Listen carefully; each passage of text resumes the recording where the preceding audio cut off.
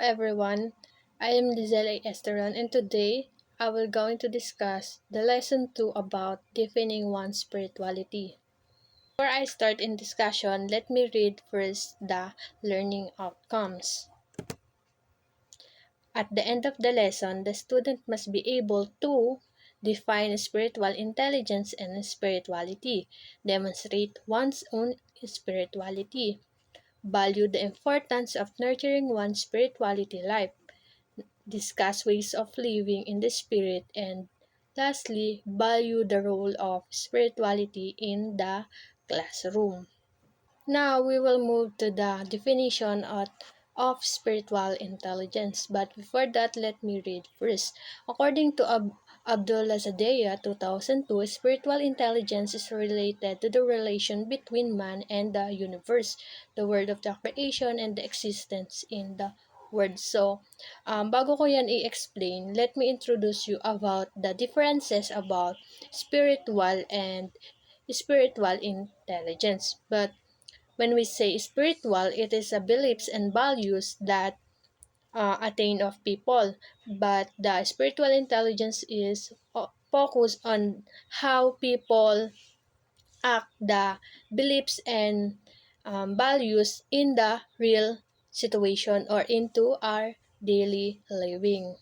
So, according to Abdo Saladea, 2002, spiritual intelligence is related to the relationship between man and the universe. So, dito napapasok yung kung paano tayo makipag-interact sa iba't ibang creation of God na gamit yung mga values and good behaviors natin at ma-maintain natin kung paano makipag-interact sa bawat kaganapan sa ating pamumuhay. The next one's concept of awareness of spirituality as a contest for existence or the power of creative life from the evolution. So, nag-e-evolve tayo mga tao sa paraan na kung paano na tayo nag-i-interact sa ibang tao na nakakakuha tayo ng lesson kung paano maging isang mabuting individual, the way na kung paano natin ginagawa or show yung values and beliefs natin sa paraan na akma naman at naaayon sa isang sitwasyon. Doon tayo nag-e-evolve dahil meron tayong pagbabago sa isang sitwasyon. That's the evolution. Another one is complete inner consciousness, deep awareness of the world, spirituality, and hereafter. So, a spiritual intelligence is yung consciousness o kamalayan, awareness of the world, spirituality, and hereafter. So, kung meron tayong spiritual intelligence na naa-apply sa ating araw-araw na pamumuhay, which is nagiging aware tayo sa mga nagiging ganap o kalagayan ng ating sarili. Kung kaya, malaki yung natutulong ng spiritual intelligence kung paano tayo ma-evolve ang ating isip, physical, mental, and iba't ibang aspect ng ating sarili. So, kumbaga, bawat isang aspekto sa ating buong sarili is merong connection sa ating pamumuhay. Diyan papasok na kung paano natin i-apply yung spiritual intelligence natin sa mga ganap sa ating buhay na which is naglilid sa atin kung paano tayo magiging aware sa isang ganap na makakakuha tayo ng isang lesson na which is maganda yon at talaga namang makakatulong sa ating sarili.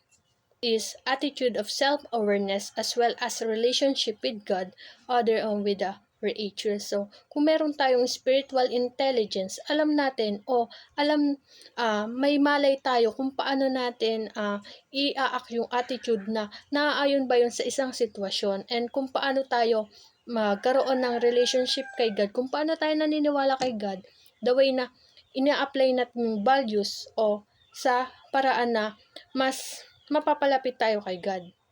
Kumbaga, dyan napapasok yung relationship with God. Dahil sa values na yon, mas nagiging aware na tayo na, ang lalim na pala ng aking spiritual intelligence. So, mas napapahalagahan ko yung God and at the same times is yung creatures na ginawa niya. And another one is depend on the ability to see things more than the individual aspect and the recognition of the relationship between perception, faith, and behavior. So, may kakayahan na tayo na ma-appreciate yung mga aspekto o kalagayan ng mga isang individual na kung paano natin papahalagan yung ating mga relationship sa ating mga kaibigan, pamilya, and other people o na nai-interact. So, diyan na natin napapakita yung paniniwala natin na nai-apply natin yung values and good behavior. Diyan napapasok yung behavior. Kung malalim yung ating yung spiritual intelligence, mas may kamalayan tayo na kung tama ba yung ginagawa natin sa ibang tao o mali na. Now, I have a question for you. What am I? So, ngayon, ako na lang ang makakasagot nito. What am I? Ano nga ba ako? Ako ay isang tao na malalim yung spiritual intelligence. I proudly say that. Dahil alam ko sa sarili ko na nagagawa ko yung role ko as an individual and na-appreciate ko yung mga nakapaligid sa akin, which is in a good behavior is napapakita ko yung values ko and beliefs in a good way.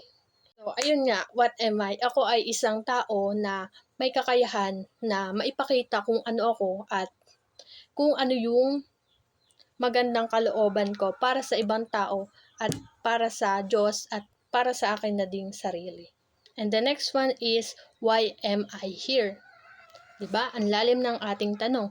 Why am I here? Kung iisipin mo, parang ang dali-dali sagutin, pero hindi kasi may isang sagot dyan na hinahanap. Bakit nga ba tayo dito? Ano nga ba ang purpose natin as an individual dito sa mundong ibabaw? So, para sa akin, nandito ako dahil may purpose ako. May magandang mission na ibinigay sa akin si God na kung paano ko yun gagawin sa ibang tao daw sa paraan na pag-apply ng good values and paggagawa ng magandang gawain sa ibang tao nakapaligid sa akin, which is doon papasok yung ating spiritual intelligence. Diyan na kung paano natin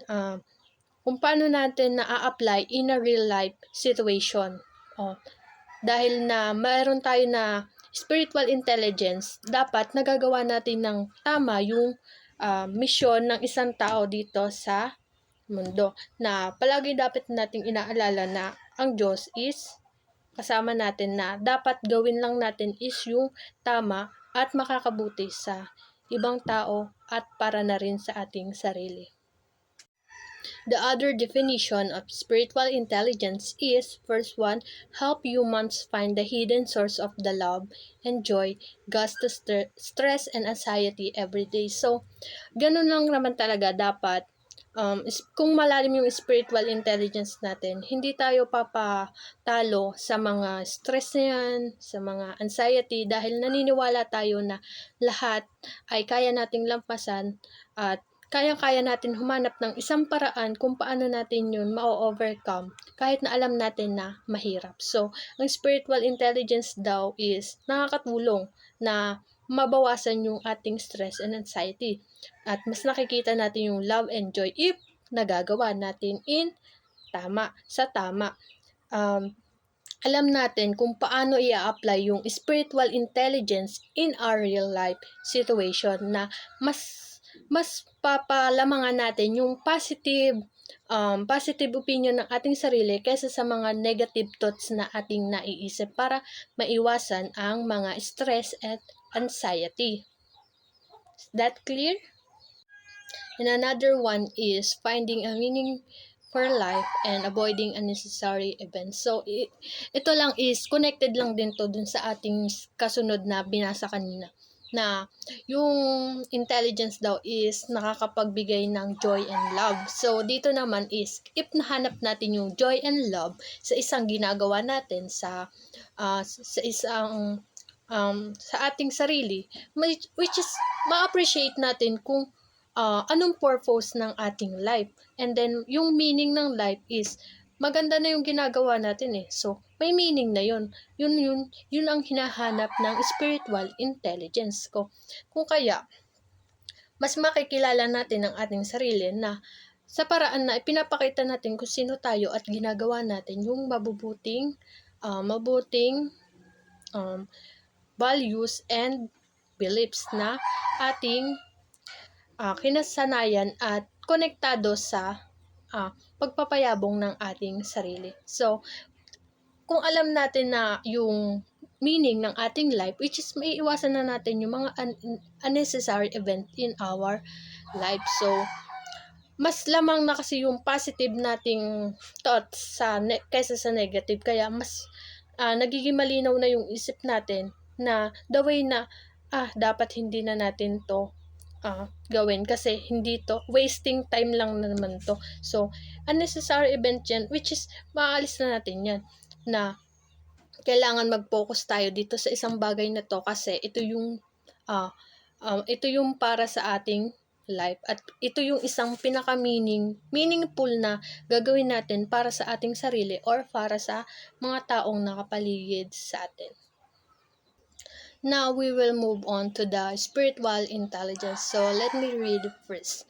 Spiritual intelligence calls for multiple ways of knowing and for the integration of inner life of mind and spirit with the outer life of work in the word, cultivated through questing, inquiry, and practices. So yung spiritual intelligence lang naman talaga ay yung ginagawa natin, which is kung ano yung nasa isip natin na maganda, na kung ano yung nasa puso natin na alam natin na makakatulong talaga sa ating buhay or sa ating ginagawa sa in real life, which is yun yung i-act natin dahil nga malalim yung ating spiritual intelligence, malinaw na sa isip natin na tama yung beliefs na yun at yung values na yun na gawin. So kapag malinaw na yung ating isipan, which is yung i-act natin is tama na dahil napag-isipan na natin na mabuti at alam natin sa ating puso at sa mga sarili na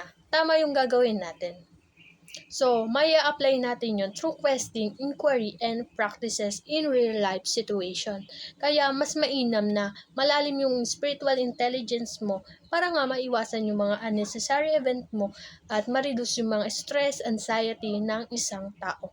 Now, we will move on to the spiritual experiences. It may also contribute to its development depending on the context and means of integration. So, yung spiritual intelligence na or spiritual experiences na naging ganap sa ating sarili, which is maglilid yun ng development ng ating sarili. Kung may pagkakamali man or natutunan, which is ma-apply natin yun in next situation. Yun lang yun. Na ang spiritual experiences is naglilid siya for the development of individuals. Now, pwede nating integrate into the next situation. The next one is spiritual maturity. Is expressed through wisdom and compassionate action in the word. So, this spiritual maturity is connected to the spiritual experiences. So, once the spiritual experiences happen in our life, so it may lead to the spiritual maturity of one individual. So, bawat ganap sa ating buhay or sarili, ganap sa ating in real life, ay may isang lesson na maglilid sa atin to maging matured yung ating sarili, lalo na kung magkaroon tayo ng mas malawak na kaalaman at kung paano tayo makikiramay sa ibang tao, the way na kung paano natin i-act yung isang action or paano natin i-show yung action in a good way or paano natin mai-apply yung spiritual intelligence sa isang action, kung ito ba ay nakakabuti para sa iba or makakasama, which is dun yung papasok na ang spiritual intelligence is mai-act natin yung mga values and beliefs in a good way in the real situation, na mas mainam na makakatulong tayo sa ibang tao at sa ating sarili, na mas matulungan yung sarili na maging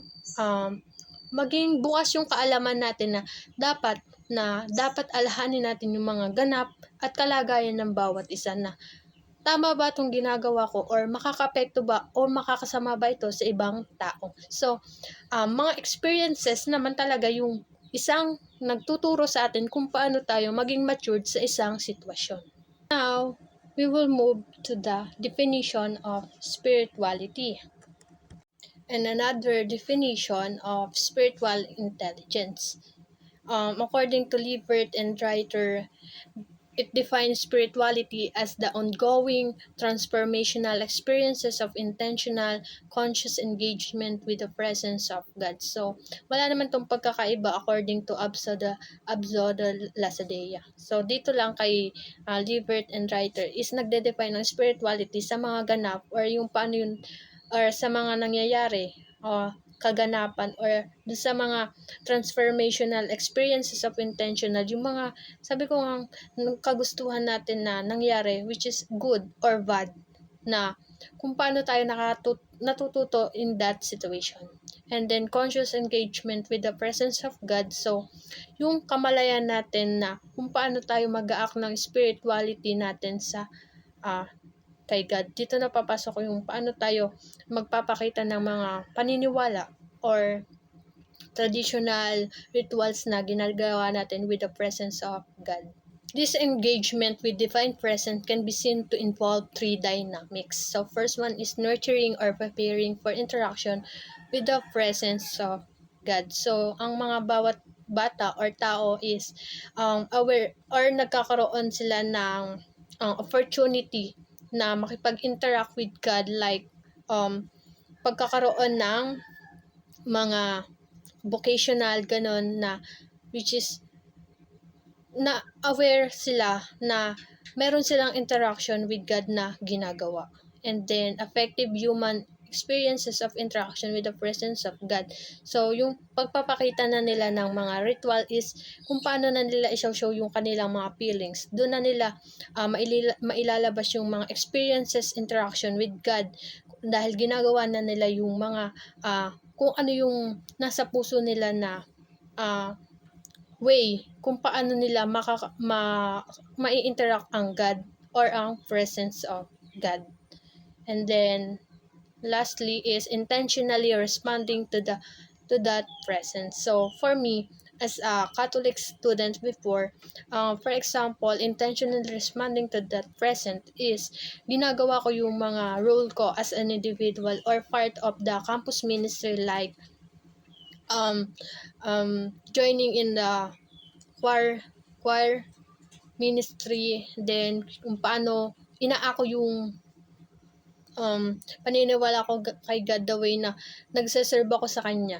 Which is that action is intentionally or talagang ginugusto mong gawin para sa presence of God. As a GMRC teachers, encouraged to develop, strengthen, and nurture a spiritual life and the process deepen our own spirituality. So, as a teacher, tayo yung unang magpapakita ng pag-respect sa ating mga spirituality intelligence. So, dapat tayo yung isang role model na magpapakita sa kanila kung paano natin ma-develop or ma-strength yung ating spiritual intelligence sa ating sarili. Kung paano natin i-act yung mga good behavior, values, and beliefs na papasok sa spirituality intelligence. So, ang teacher, ang isang magbubukas ng kaalaman sa mga estudyante nila at paano mapaprocess na paano maging isang spirituality intelligence. So, ayun nga, base sa mga nabanggit ko ng una, ma-develop yung ating spirituality the way na kung paano tayo magiging matured sa isang experience. So, kailangan lang natin is i-lead yung mga bata sa kanilang development at ipaliwanag kung ano yung kahalagahan ng spirituality in our daily living. Definition of spirituality. Henry Nouwen believed that the nurture of our spiritual life consists of a life apart in solitude with God, communion, a life assured in community with God's people, and a life given in mystery to other is commission. So, nahati yun sa dalawa, which is communion and commission. Ang communion is yung paano tayo magse-serve in God or kung paano natin ina-act yung spiritual intelligence natin with the presence of God, while the commission naman is the interaction of people sa ginagawa nila like outreach and other action for other people or in the community, which is commission. And for the continuing our report, Nguyen believes that our journey to become more fully human is a spiritual journey that begins and ends in the heart of God. Whatever is pure, simple, and innocent in me comes from Him. So, lahat ng ating ginagawa, which is ang pinagmumulan nun is yung spiritual intelligence natin. So, yun yung naglilid sa atin to act positive and good action with other people. Kung ano man ang ginagawa natin, basta kung ano yung nasa puso natin, alam natin tama, which is galing yun kay God. At alam natin na nililid tayo ni God in a good way. With His passage, I can love and give myself to others. With His eyes, I can see God's face.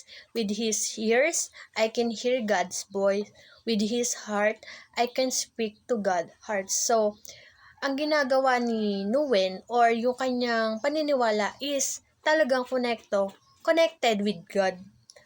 When it comes to makakakita siya ng tao, kung ano yung makakabuti sa tao, which is ginagawa niya. Ano yung maganda sa tao is ginagawa niya. And then, yung mga tao na nangangailangan ng tulong or mga tao na nagiging way ni God na parang voice niya, which is naririnig niya yun dahil alam niya at nararamdaman niya na ang spiritual intelligence niya is connected in that situation. And also, yung way ng pakikipag-usap ng tao sa ibang tao or kay God is akma doon sa ginagawa ng ating action at mga sinasalita natin. So, yun lang. Yung kay Nguyen, ang pagkakaintindi ko na talaga naman lahat ng ginagawa natin, if connected siya, if akma siya dun sa spiritual intelligence niya, mapasimple man, innocent, tsaka yung mga genuine niyang ginagawa is connected sa spiritual intelligence with God na pakiramdam niya is yung presence ng God is always with him. And this refers way of living in the spirit is for Jian. So now, we will move on to the spirituality of teacher. The spirituality of the teacher. So let me read first. The teacher who most deeply influenced and inspired students were not necessarily the most brilliant or creative. So ang teacher lang naman talaga is naglilid ng mga estudyante niya to form or maging way na mas maayos yung estudyante niya at ma-develop niya yung intelligence or spiritual intelligence of student. Ang teacher, hindi niya kailangang maging famous or yung gumawa siya ng mga kapansin-pansin na ibang tao para lang maka-inspired ng student. All kailangan lang gawin ng teacher is i-lead at inspire ang student sa magandang gawain na ipinapakita niya sa mga action at responsibility as a teacher. Another definition of spirituality teacher is integrity must ground the life of teacher of spirituality not only the sake of the one teaching but also for the sake of those taught. So, hindi natin, dapat yung ginagawa natin is not for only passion but remember that when we teach student that meron diyang mission na ginagawa tayo para sa ating mga estudyante. So, kailangan nating intindihin yung itinuturo natin na kailangan meaningful yun for student to mas malaman nila or matutunan nila na yun yung purpose ng pagtuturo at ang teaching ng spirituality intelligence. Or as a teacher or as a spirituality teacher, kailangan aware tayo sa mga tinuturo natin na lesson na dapat na i-apply yon in situation. Kumbaga, magbibigay tayo or provide tayo ng isang situation na makikita natin na nandun yung tinuturo, nandun yung meaning ng tinuturo natin. So, hindi lang ang teacher is hindi lang ang nagtuturo dahil lang sa bayad. Kumbaga, kailangan sa sarili natin is napipil natin na nandito yung passion natin, nandito yung passion at mission natin at the same time. So, diyan napapasok yung pedagogical teaching ng teacher. Kung paano niya kukunin yung mga attention ng bata at paano maituturo yung lesson at the same time makakakuha sila ng learnings. Now, we will move on to teaching spirituality. Teaching spirituality is essentially a self-implicating discipline. So for me, makaka-develop talaga ng discipline yung isang situation that teacher provide to us, especially kapag may makukuha tayo na lesson. So, may natututunan tayo doon na kung ano yung mga tama at hindi tamang gawin, mga hindi dapat gawin sa isang sitwasyon. So, nadidisiplina natin yung ating sarili na kailangan na i-consider natin yung sarili natin at the same time yung ibang tao na sa palagay natin is tama. Another one is a process of conveying to another a lifestyle, a character, a shaping of soul. It is more a process of nurturing information than delivering information. So, if teacher is nakakapagturo naman or talaga nakakapagbigay sa atin ng impluensya, which is nanonurture natin yung mga development na nanggagaling sa mga iba't ibang activities. So, dito, nurturing information than delivering information. So, mas nanonurture natin yung information at mga ginagawa natin when it comes to the teacher or in one situation. At hindi yung tayo yung nagbibigay ng aral sa mga iba. So, ang process nito is nagmumula talaga to sa teacher kung paano sila nagbibigay ng mga activities and kung paano sila nagagay as enrolled model. So, nade-develop yung mga lifestyle, character, and shaping soul natin sa mga ginagawa at gagawin nating naayon sa mga values na connected with the spirituality intelligence. Another one, teaching spirituality is teacher is more like a mentor on the spiritual way, a spiritual guide who must be steeped in the spirituality thought. So teacher talaga yung isang mentor or isang instrument na maglilid sa ating spiritual way na ma-develop at ma-improve. And spiritual spiritual guide na which is ginagawa natin in one situation or activities. So, kung ano yung mga itinuturo natin or ano ang tinuturo ng teacher, which is matututunan natin yun sa mga experiences and maturity.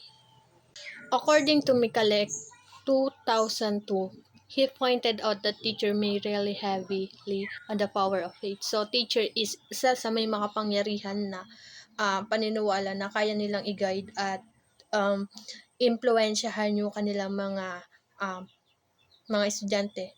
Alam naman natin ngayon na maraming iba't ibang estudyante or nasa diversity of learning tayo. So, kailangan nating i-maintain yung tolerance kung paano or paniniwala natin sa sarili natin na kaya natin tong turuan sila at i-guide sila sa mga bagay-bagay na ginagawa natin sa araw-araw.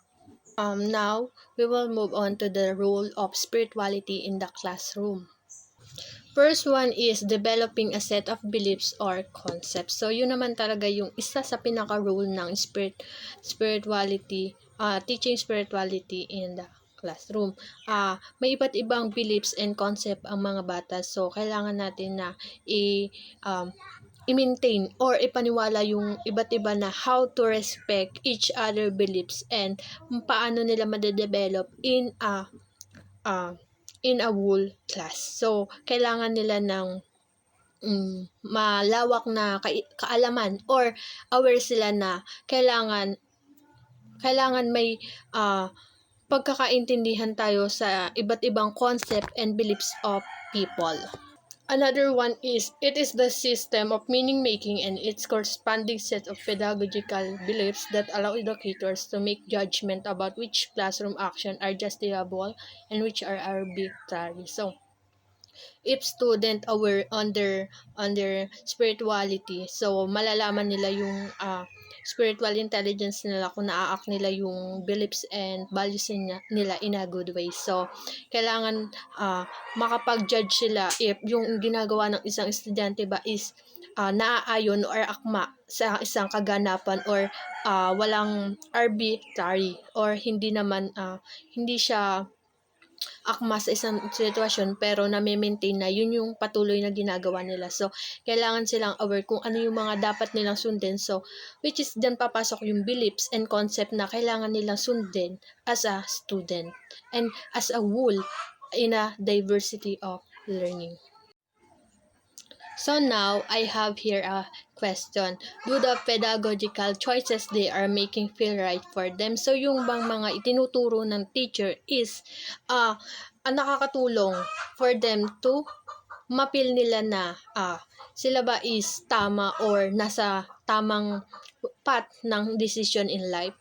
So kailangan aware sila na kung ang spiritual intelligence ba nila is tama sa ginagawa na connected to their action. So, kailangan nila mapil na tama tong ginagawa ko dahil nag-e-enjoy ako dito, and at the same time, yung tinuturo sa atin is nagli-lead na ma-impluwensyahan tayo as a good individual.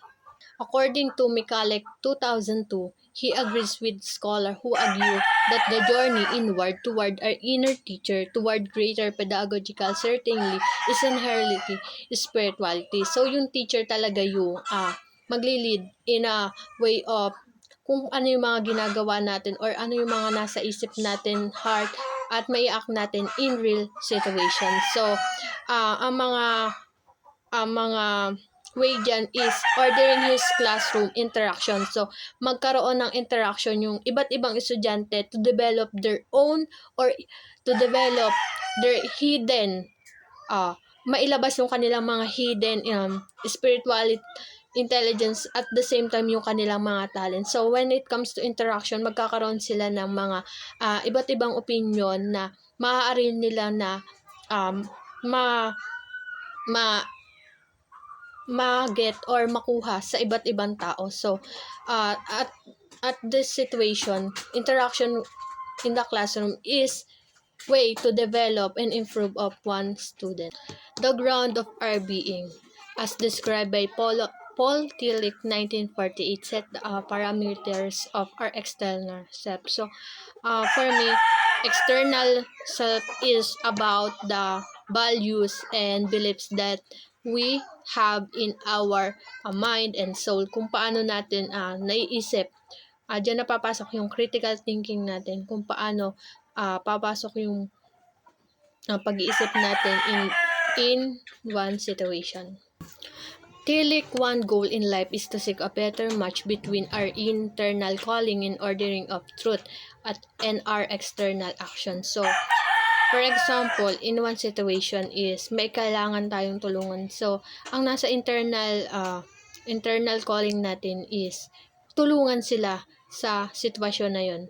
And then, ang totoo naman is tayo din yung mahihirapan. So, mahihirapan tayo in that situation na tulungan sila na makaligtas in that situation. Pero, ang iisip tayo ng isang action na sa tingin natin is makakatulong, action, kung ano yung nasa isip natin is yun yung i-act natin sa isang sitwasyon. So, kailangan natin na match yung nasa isip natin, yung isang bagay na tama, and para i-action naman natin sa in real life. So, halimbawa, may isang bata dyan na tatawid. Ang internal calling natin is tulungan sila. And ordering truth is malilate tayo sa pasok. But ang external action talaga natin is tutulungan pa rin natin yung bata kasi yun yung values. Ang values doon is help other people. So, yun, doon magpo-focus na dapat match yung gagawin natin. So, ordering truth din naman is makakatulong tayo sa bata. So, pwede yun ang ordering truth kahit hindi negative sa atin, which is all positive naman sa isang sitwasyon. The teacher's responsibility as an educator is to teach what they have learned to be true. First is identifying their inner gifts. So, tayo naman is, meron lahat tayo na inner gifts na hindi pa kumbaga ngayon, hindi pa natin na-discover, pero meron tayong isa't isang inner gifts na talaga namang nagre-represent sa atin as a unique individual. Second one is clarifying their inner sense of meaning making. So, kung ano yung mahalagang nasa ating isip and sense na nagiging sa isang decision is nagiging meaning na ginawa natin yung isang bagay na yun na maaring maging konektado yon sa ating mga talents or inner gifts. So, third one is processing their knowledge of subject matter. So, teacher is ang isang responsibility na mag-process ng knowledge sa isang estudyante na maituro at mag-guide yung estudyante niya sa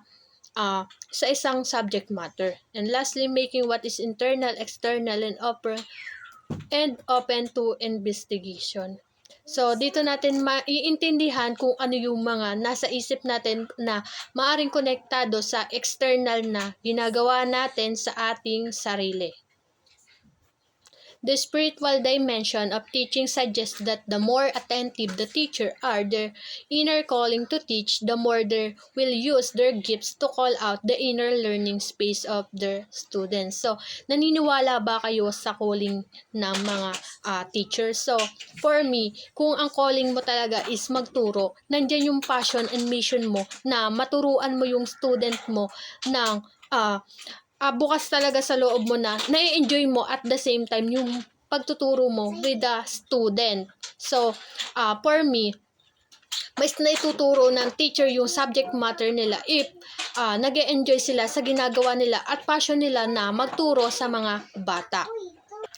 To know a student as an individual is to understand the unique emotional, intellectual, and spiritual qualities of learners. So, ang bawat estudyante, sabi ko nga kanina, na nasa diversity of learning tayo. May iba't ibang may similarities and differences ang mga bawat estudyante. So, dyan papasok na kailangan nating intindihin na ang bawat bata ay may iba't ibang emotional when it comes to one situation, and then ang intellectual nila is iba-iba rin naman talaga. So, kailangan mo i-balance or magkaroon ka ng tolerance sa isang sitwasyon na mas ma-appreciate nila na unique sila at may kanila silang qualities as a learners. And teacher equipped with this knowledge is afforded greater opportunities to guide students toward understanding of self, other subject matter, and truth. So, ang teacher talaga ang mag-guide na ma-develop at mamulat yung estudyante nila na mas maintindihan nila ang kanilang sarili, kung paano nila papahalagahan ang sarili, ang mga tao, at mga ibang bagay na nakapaligid sa atin. At the same time is yung God creatures. And kailangan natin malaman at mag-guide yung mga estudyante na matutunan yung tinuturo natin sa subject matter and kung ano yung mga katotohanan sa ating pangyayari sa in our world. Lastly, according to Nguyen, a heart set of the Father's kingdom is also a heart set on spiritual life. So, kung tayo talaga is may paniniwala kay Father or kay God or sa kingdom or whatever na pinaniniwalaan nyo is, yung heart natin is, nandyan yung spiritual intelligence natin na nai-act natin in one situation or mas na-apply natin sa mga kaganapan natin in our daily lives. And second one is living with Jesus at the center. Kung tayo is namumuhay na laging si Jesus yung nasa center natin, which is maglilid tayo na mamulat kung ano yung mga tama at mali na ginagawa natin. Third one is spiritual life is a life live in the spirit of Jesus. So, spiritual life natin is andyan yung spirit ni God na ganun lang din na parang mula tayo sa mga ganap na kailangan aware tayo sa presence of God. He includes spirituality simultaneously matter, spirit, and the heart. So, a heart-focused life is likewise spirit-oriented. So, if ang heart natin is connected with the presence of God, yung ginagawa natin sa ating buhay ay spirit-oriented. So, nandyan lang tayo. Ang spirit-oriented natin is more on kabutihan at alam natin na ang values at beliefs natin na is akma sa isang sitwasyon na nangyayari. Dahil kung ano yung nasa puso natin na paniniwala at values, which is yun yung maiaak natin in situation eh. Yun lang. Again, I am Lizelle Esteron and dito nagtatapos yung report ko. Thank you for watching.